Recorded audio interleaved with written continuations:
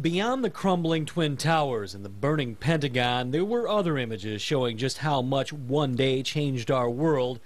One such image developed at the Gerald R. Ford International Airport in early October of 2001, the day uniformed National Guard troops marched into the terminal to help with security. The troops are gone now, replaced with TSA agents, but the lasting effects of changes in security remain. You'll notice them most going through the airport, outside public buildings like courthouses and at nuclear plants. Okay, thank you. Have a nice day. Even large public gathering places like arenas have seen added security. For the cop on the beat, the reminders are in the trunk of his cruiser. Well, now we carry personal protective equipment such as full body suits in the event. And on his or her mind, something that you wouldn't think was out of the ordinary then is out of the ordinary now. Even something as common as our drinking water has become a source of concern. There's also a backpack or something. Collaborative efforts among West Michigan law enforcement and public safety agencies has crews hitting the water, training to guard against terrorists taking out the water supply. Securing us against terrorism is one thing, preventing a terrorist act is another. You may not see what goes on, like the activity in Michigan's Fusion Center in Lansing. Behind closed doors, police, the military, and others involved in intelligence gathering work together to identify potential threats. The key word here, especially since 9/11, is together. On 9/11, we had all these different silos, and everybody had certain amounts of information, but it wasn't being shared, at least shared in the manner that we feel we are now doing it. And while much of the work is classified, much of the success is thanks to the public. It all goes back to the term we heard over and over again in the days, weeks, and months after the attacks: vigilance. The key to our success and to the success of protecting the citizens of Michigan is suspicious activity reporting. But has all this made a difference? We haven't had a major attack since 9/11, but one local expert says on a national level, we've been lucky. We're doing a better job. Are we going to get hit again? Undoubtedly. Terrorism is here to stay. In Grand Rapids, Joe LaFurgey, 24-Hour News 8. Lives taken, lives changed. The horror of the September 11 attacks and the violent, shocking loss of our fellow Americans galvanized the country like no other event in history. Many of us felt compelled to help, including 2 young women from West Michigan. Nearly 10 years ago, we chronicled their lives in the days after 9/11 as they did their small part to help this nation heal. A decade later, we find out what lessons were learned. Here's 24-Hour News 8's Brett Thomas.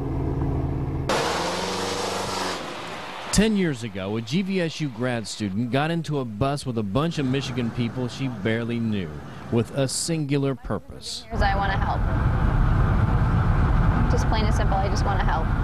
And I'll be able to tell my kids about this, because they will be studying about this in school. And I can say, you know, I was there and I helped out. And at the same time, a kid from West Michigan going to college in New York City made a promise. My goal is no longer to be a spectacular individual. My goal is now to be part of a spectacular community. We were there, documenting both their journeys, looking at a national tragedy through their eyes. And now, a decade's worth of perspective later. I think that if 9/11 hadn't happened, I would not be in Grand Rapids. I would not be the person that I am. I would not have the perspective that I do when things go wrong. On September 10th, Kara Eagle was a sophomore at NYU with dreams as big as the city she was living in. The way I envisioned it before was that I was going to live in New York or DC, that I was going to do some sort of government work or be, you know, an analyst or do something really, you know, high profile and high powered, and I was going to make this huge impact. But 24 hours later, like it did for all of us, things changed. 9/11 taught me that really what matters is your community and your family and your friends. And for Kara, none of those things were on the East Coast. They were here, West Michigan. This was home. This is where she decided her impact would happen. That's not yours, that's Wally's. Instead of a high-powered government job, she got one for a nonprofit, is now on the board of CSNP, and fosters dogs that just need a home. The impact you make, Kara discovered, doesn't have to stretch far and wide to be huge. I just think every year until the day that I die, it's going to have the same impact. Peggy Hamstra got that chance to help. Police, fire, the rescue workers at Ground Zero. And they came in dirty and dusty and tired, and several of them broke down, and that's something you can't forget. It's always going to be in my memory. Just to see that passion and that dedication was very inspiring. So I think I've held a little bit of that in my heart too.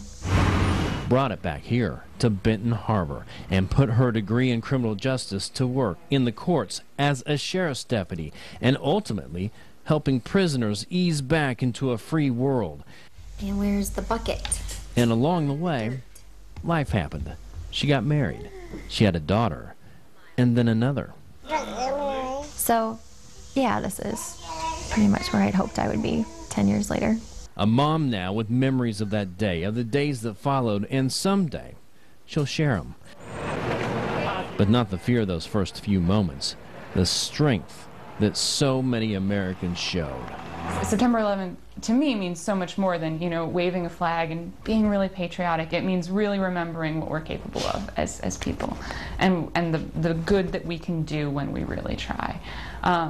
Because in the worst tragedy is really when you see that, and that's what I remember from that day. Which is more important to Kara now more than ever, because she's about to become a mom.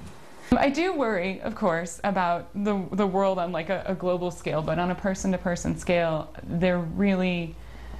people are capable of incredible things, and I have to keep hope that my son will understand that. They are lessons our generation learned 10 years ago.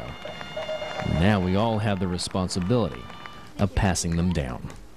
In Grand Rapids, Brett Thomas, 24-Hour News 8. For all of us here at Wood TV 8, we thank you for joining us for our special tribute tonight, our 9/11 tribute, West Michigan Remembers. The Healing Fields again open 24 hours until Tuesday. We invite you to come out to remember and reflect.